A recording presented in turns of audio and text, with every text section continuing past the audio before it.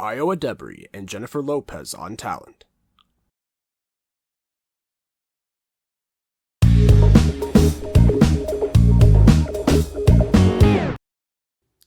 Welcome to Inside the Box Office, brand new pilot produced by yours truly, CakeDive, releasing everywhere you listen to the Cake Radio Show.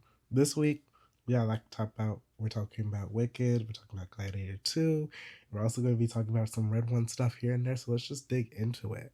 So this weekend, we have two big movies hitting theaters. We have Wicked from Universal. Mind you, it's the part one. It's part one with two-part installments. And we also have Gladiator 2, a sequel to the original Gladiator that was decades ago. This is going to be a very interesting weekend to watch because it's going to be interesting to see where Wicked debuts at. Currently, Universal and a lot of analysts are suggesting that the film will open within the 125 to 150 million dollar range within the United States, Canada, and Mexico, and an additional 40 to 50 million from its overseas launch. Now, it's possible that it could overperform, and it is also possible that it could underperform. But right now, the pre-sales have been through the roof for this film, and trades have been suggesting that's around 30 million in pre-sales alone, and there's also expected to be walk-ups. Additionally, Universal has been pushing early access screenings heavily for this film. Earlier this week, there were early access screenings that existed with Amazon, and there were also later standalone early access screenings that happened this Wednesday. Couple that with a very expensive but very high engagement marketing campaign, and this film seems to be on its path to do some pretty huge numbers. And when I say huge marketing campaign, I feel like everyone is aware that the Wicked marketing campaign is everywhere. And when I mean everywhere, I mean everywhere. You have talk show events, like they're hitting every single talk show. I think recently they arrived on the Kelly Clarkson show. There's so many different interviews that are making the rounds on social media. There have been two red carpet premieres, one in Los Angeles with a lot of different stars arriving. There was also one in London with Flo recently making their appearance for it ahead of after they released the Access All Areas album with Cynthia Erivo, who stars as the Wicked Witch. I'm forgetting to pronounce her name. Cynthia Erivo as Elphaba also features on Flo's album in the intro. And on top of that, there's just like so many ads that are playing on different platforms. You have ads playing in stores.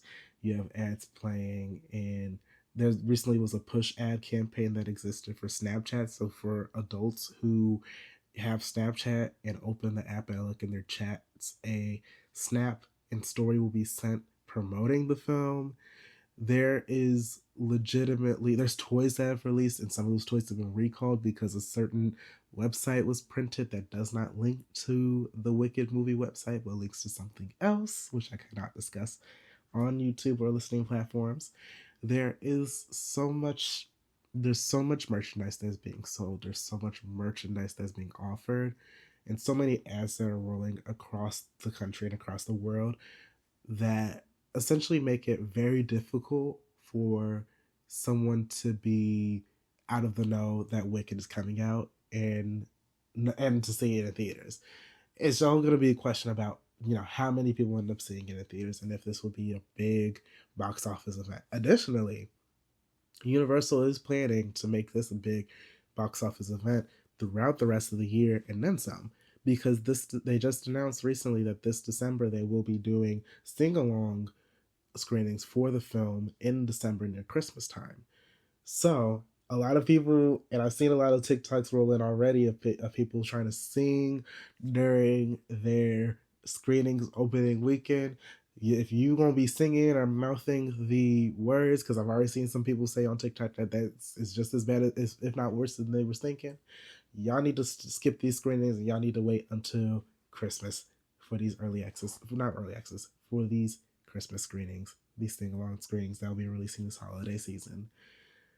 On top of that, The demographics have already started rolling in, and it seems like the film will be skewing very female, very predominantly women, and that isn't unexpected. Musicals tend to skew towards women, and additionally, because of the fact that the film centers on two female leads, Ariana Grande as the supporting actress and Cynthia Erivo as the lead, it's very expected that women will be coming in droves to support these two leads in this film, and because it's a musical. But don't count men out. Do not count men out. Expect some boyfriends to pull up to these showings. Expect the girls and the gays to pop up in support of this film, and I will be excited to discuss the full demographic numbers as we get that by the end of the weekend. Additionally, that's not the only, while Wicked is out, it's not the only film that's coming out this week, and we also got to talk because we also got to talk about Gladiator 2. Gladiator 2 is being distributed by Paramount and is touching the United States with around a $60 million opening weekend forecast, which would be the biggest opening for an R-rated movie in November and the best 3-day total for Ridley Scott as a director and Denzel Washington as a star. Now, Ridley Scott has been making films for a good minute, and he has been making a fairly healthy stream of films in the last couple of years, both in streaming and in theaters. His last couple of films that he released was Napoleon, which was the Apple and Sony distributed film, which released in theaters and on Apple TV Plus. And a few years from that, he also released House of Gucci, which released theatrical only through MGM. And both films built a lot of press for different reasons. For House of Gucci, it featured a star-studded cast featuring cast members like Lady Gaga and, unfortunately, Jared Leto, and also has some of the controversy that arrived towards that film with questions towards the characters' acting, as well as the controversies around the storyline that House of Gucci followed. And with Napoleon, it was mostly conversations about the length of the film and if people would be arriving to watch a film centered on someone like Napoleon. And we all know how the box office numbers for both went. House of Gucci ended up being a fairly profitable film for MGM, whereas Napoleon ended up being a fairly mixed to poor performing film for both Apple and Sony. And that is contributing to one of the reasons why Apple has decided to reconsider releasing films in big droves in theaters. Circling back to Gladiator 2, of course, the sequel has already released internationally and has reached around the 87 million global gross so far. That doesn't include the fact that in the States, the film has already had early access screenings. The film released across AMC, Cinemark, Marcus, and select other chains during their mystery movie Monday showings, which arrived at a surprise to a lot of guests. With the mystery movie series, you'll be able to see movies for only around $5 plus tax at most theaters. And those showings only give you the rating of the film and the general runtime for the film. And a lot of people did not guess that it was going to be Gladiator 2, but it sure enough turned out to be Gladiator 2. And ratings have already arrived for both films, which we'll dig into shortly. But circling back, the totals for the mystery movie showings have not been added towards the gross just yet. The film will most likely lean towards men and pick up most men who will probably not be interested in seeing Wicked. If not, those who will probably try reigniting what we had a few years ago with it wasn't even a few years ago, last year with Barbie and Oppenheimer, with this year's quote unquote Glicked double screenings. So some people may be attempting to double and watch Gladiator 2 and Wicked together this Thanksgiving season. Very interested to see if people will be following through with that and how people react to both films. And as always, as I talked about with Wicked, I'm excited to report the demographic numbers for Gladiator 2 and see how people enjoy that movie. Gladiator 2 is a movie that has a lot more weight hinging upon it and hinging upon how people go and see that movie compared to Wicked. With Wicked, it's a lot more of an evergreen film. It is one of the first adaptations of the Wicked play in history, and is also going to be another adaptation of something based on the Wizard of Oz series. So for a lot of people, it'll be a fresh take. So whether you're fans of the musical and the Broadway of the Broadway musical, or those who are entering, the world of Wicked and the world of Oz for the very first time, it's a very low barrier of entry compared to Gladiator 2, which is a sequel to a film which released. How long has it been since the original Gladiator released? That's a real interesting question. The original Gladiator released in 2000, so it's already been 24 years since the first film. And while it is a direct sequel, a lot of the cast, like Paul Mescal, is it Paul Mescal or Paul Mescal? Not too sure, are playing the son of Maximus, who used to be played by Russell Crowe. So for a lot of people, it's a little bit easier to have some of that barrier entry because it seems like the film will be explaining the details of the first. But for most people, because it's a sequel, there obviously will be that barrier of entry. Some people might not want to go and see it right away or see it at all because they haven't seen the original. But that's not for me to predict. That's for the numbers to roll in. So again, I will be looking forward to tracking how the film performs overall here in the States weekend by week. And of course, before we even end this episode off, we have to talk about the Rotten Tomatoes scores. Now, Rotten Tomatoes has been a platform that has existed for a fairly long time, and a lot of people have the trust in the Rotten Tomatoes has definitely dropped within recent years because of the fact that studios do have the ability nowadays to influence how the scores look. And there have been cases in which films have had higher scores on Rotten Tomatoes but don't perform in a way that matches. And for me, I feel like, as someone who has followed the box office for a little bit, as someone who has ran ZCN Ticket for a while and is bringing some of that box office expertise over to the Cake Radio channel and network, is going to be, I think, the biggest indicator of how both of these films look and perform will be through the cinema score ratings, as those will be, and post-track scores. Both post-track and cinema scores are rating systems and surveys that occur after people have seen the film rather than people going in. And it's very easy to sort of generate those ratings and see how people react to those films. A lot of people tend to be a little bit more honest when they leave the theater rather than coming home and sitting and thinking about it. And, of course, the numbers of how the film performs Thursday, opening weekend, and then Friday and Saturday. Sundays are usually when I could say, quote unquote, the polls close, when we start getting those projections of how the weekend goes. And those numbers usually don't matter until we get the final numbers on Mondays.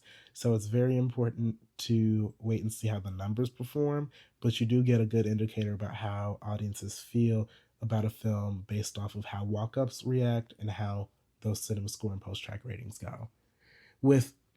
For both films so far, Wicked audience score has already gotten a verified popcorn meter score which used to be the audience score of 99% against over 2,500 verified ratings, and a 92% from critics, so certified fresh.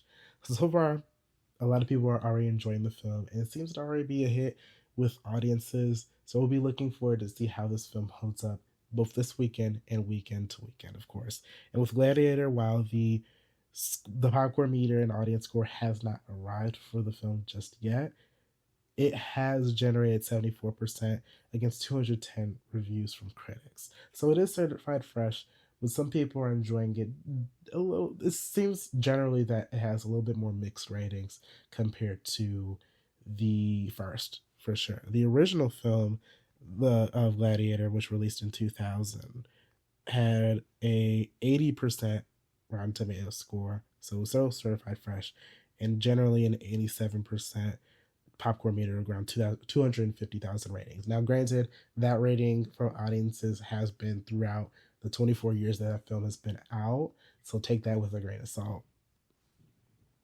And last and possibly least, we had Red One. Red One released last weekend and is going to have to contend against Wicked and Gladiator this weekend, so very big uphill battle for this film. The film last weekend opened around $32 million. They originally posted with estimates. They originally had estimates of around 34 million when it opened last weekend, and it did. And Amazon MGM had overinflated the numbers to try to push the film over and give it a lot of different records to try to break when they published the original estimates of 34 million. If Red One had actually debuted at 34 million instead of the actual total they ended up debuting with, it would have had the biggest opening weekend for an original film since Nope. It would have also had the third highest opening weekend for an Amazon MGM film, including films that released through United Arts Releasing, topping Addams Family 2. It would have also had the third highest opening for a holiday themed film that released in theaters after they reopened after COVID lockdown, and which would have unseated it from, which would have beaten Terrifier 3's numbers, and it would have had the biggest opening weekend for a film made by a streaming service, and potentially would have been around the fourth biggest opening weekend for a Christmas film, which would have been behind Iron Man 3 if you include that film, and then both Gersh films. Now, as we all know, the film did not open with 34 million. It actually opened with, drumroll please, $32.1 million, which still topped the box office for the weekend. However, you have to consider that this film has an extremely high budget of around 200 to 250 million. And the fact that internationally so far the film has only generated around $88 million already has an uphill battle, especially considering that it's going to have to contend with Wicked and Gladiator 2. Now for budgets, Wicked Part 1 has around $145 to $150 million budget, which in comparison to Red One is very much healthy, and even in general is a fairly healthy budget for a blockbuster film like this. And with Gladiator 2, the budget for that would have been around $250 to $310 million, which is on the higher end of Red One. Now, from what we've known about the Gladiator 2 budget and why it's so high, the film had delays during the Hollywood labor disputes with SAG and with the Actors Guild. The Screen Actors Guild and the Writers Guild, which had delayed the film's production for about 5 months. Additionally, there was a lot of reshoots and filming that occurred at the request of Ridley Scott, and some different changes and tweaks with production that required that budget. Ridley Scott pretty much spared no expense with this film, and it's Ridley Scott. It's an old cranky man who loves to make films like this, and that's no offense to Ridley Scott. If you listen to an interview from Ridley Scott, you can tell that man's a little bit old and cranky, but he makes great films. I think the film will probably do fine. Like, the film will not make its budget back, especially considering that, it has, if it's on the higher end with a if it's $310 million plus the marketing ad campaign, it's going to have a pretty uphill battle as well to try to make that back. But we'll see how it performs weekend to weekend. And with Red One, because it's an original property and it is contending against a lot of big films coming up weekend to weekend, because let's consider Red One opened last weekend to, that $32.1 million. This weekend is going to have to battle against Wicked and Gladiator 2, Wicked. And then in the next coming weeks, is going to have to contend against Moana 2. There is going to be next weekend after this, it's going to have to contend against Moana 2. So there is going to be a very uphill battle for this film to make some semblance of a budget back. And even then, Amazon MGM is pretending that the money that this film earns doesn't matter, and the amount of money that they lose on this film in theaters doesn't matter. What really matters to them is how big the numbers are on Amazon Prime, because let's keep in mind that Amazon is a streaming company, even though it owns one of the longest running and most prestigious film studios in history. They also care about streaming care. With Wicked, they have a healthier budget that they are leaning more towards with marketing, and it seems very easy for them to make that back at this point, the way that things are looking. It will probably also have a fairly big streaming debut once it lands on Peacock, and then Gladiator 2 probably will have a similar situation. Will probably perform less than Wicked once we get to the end of its theatrical run, both globally and domestically. But we'll probably have a big splashy debut on Paramount Plus and Sky Showtime once it releases internationally as well. But that is all for this week in terms of the Inside the Box Office films. I am excited to talk to you guys about the other films that we'll be releasing, and there are some other some other films that are releasing this weekend that won't be discussed until we get the full totals of how these films perform in this coming weekend. But let me know your thoughts on the films that are releasing this weekend. If you enjoyed Wicked and Gladiator 2, if you're seeing it, what's your thoughts on the marketing campaigns for these movies? If you think any of these films will make its budgets back, let me know in the comments below. And be sure to follow the Cake Radio Podcast on your favorite podcast platforms, YouTube, Spotify, Apple Podcasts, whatever. We're also on iHeartRadio too, and a lot of other podcast platforms as well, so you can get access to the Cake Radio Show and a whole lot more. That's been it for me. I hope you enjoyed this episode of Inside the Box Office, and I will talk to you guys next time. Bye-bye.